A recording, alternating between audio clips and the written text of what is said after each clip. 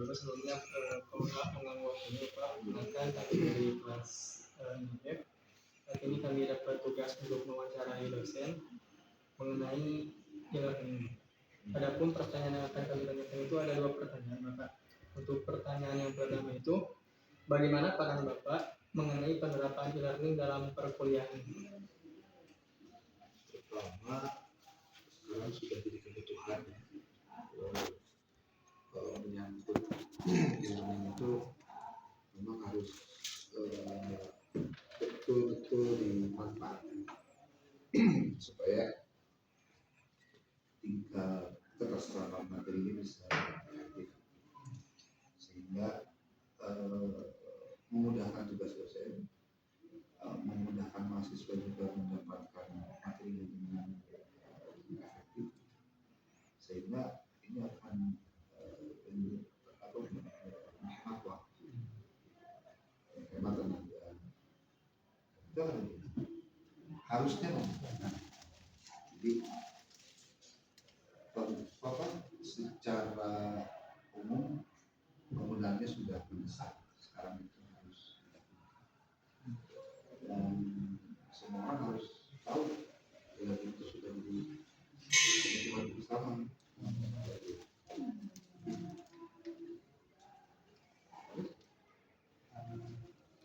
Yang kedua Bapak,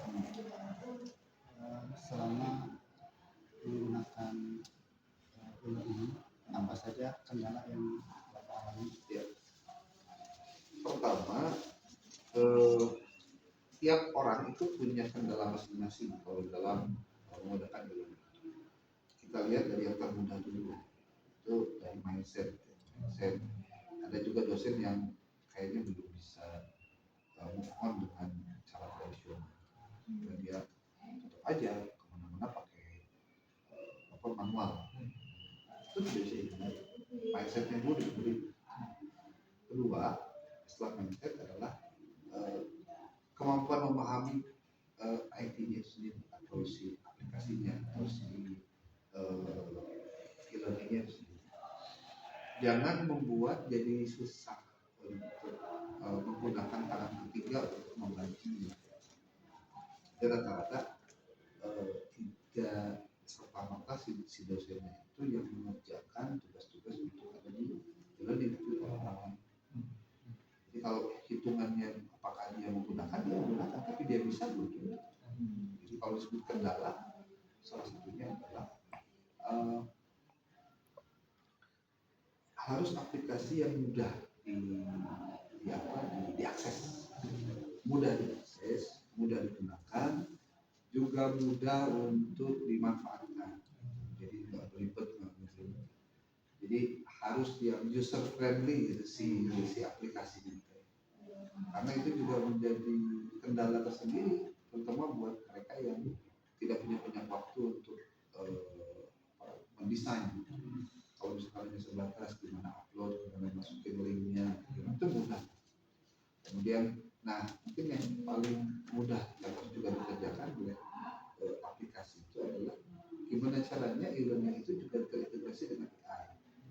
Supaya apa? Supaya ada beberapa kegiatan dan aktivitas dari perkuliahan ada itu bisa dibantu juga yang terintegrasi di dalam e-learning itu. Jadi tinggal kesulitannya banyak, sebenarnya tiap orang itu beda-beda. Ada yang memang punya laptop, jaringan internetnya di tempat rendah. Kalau gue sih ngalami mungkin perlu banyak tutorial yang detail. Selalu banyak tutorial yang detail, akhirnya kita jadi malas gitu. Ada pasar kan kita pakai gitu, kita kuliah tetap lah, ya masih ke jalan lah, usah gitu aja kita mau. Kayaknya kendalanya sih, kalau pribadi sih kita memerlukan ada tutorial yang detail tentang bagaimana step by step itu jelas, khusus untuk dosen. Kalau mahasiswa nanti khusus untuk mahasiswa, silakan. Mahasiswa ada kayaknya nggak ada kendala banyak ya. Kalau user friendly lah gitu dengan kayak gitu lah. Oke. Iya kan.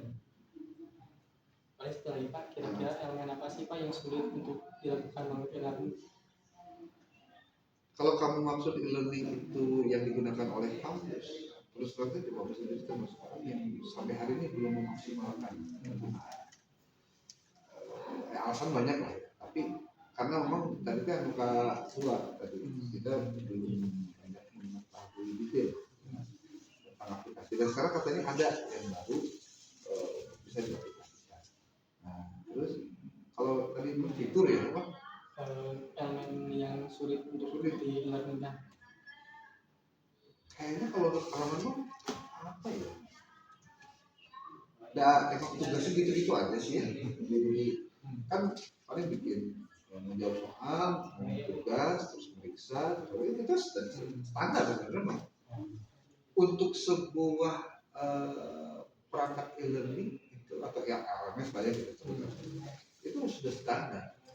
Cuma dosennya kan belum semua juga memahami 100%, sehingga kendala-kendala teknis seperti itu. Terus jangan bosan-bosan memberikan banyak pelatihan. Ya dosennya juga yang belum tahu jadi tahu, gitu, yang bisa. Kalau misalkan bosan, ya kalau nggak mau bosan gampang bikin tutorialnya di YouTube, tapi detail gitu, sampai tapi dipotong-potong deh, atau untuk tahu jadi jadi 2 menit, 3 menit gitu. Jadi untuk 2 jam gitu, canggih 2 jam nyari yang kita butuhkannya susah. Nanti tinggal pakai playlist, nanti kan ketemu tinggal dekat gitu aja. Oke, ada lagi? Cukup Bapak.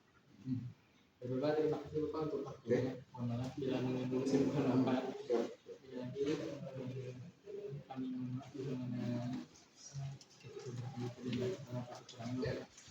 Oke, sip, itu ya bicara.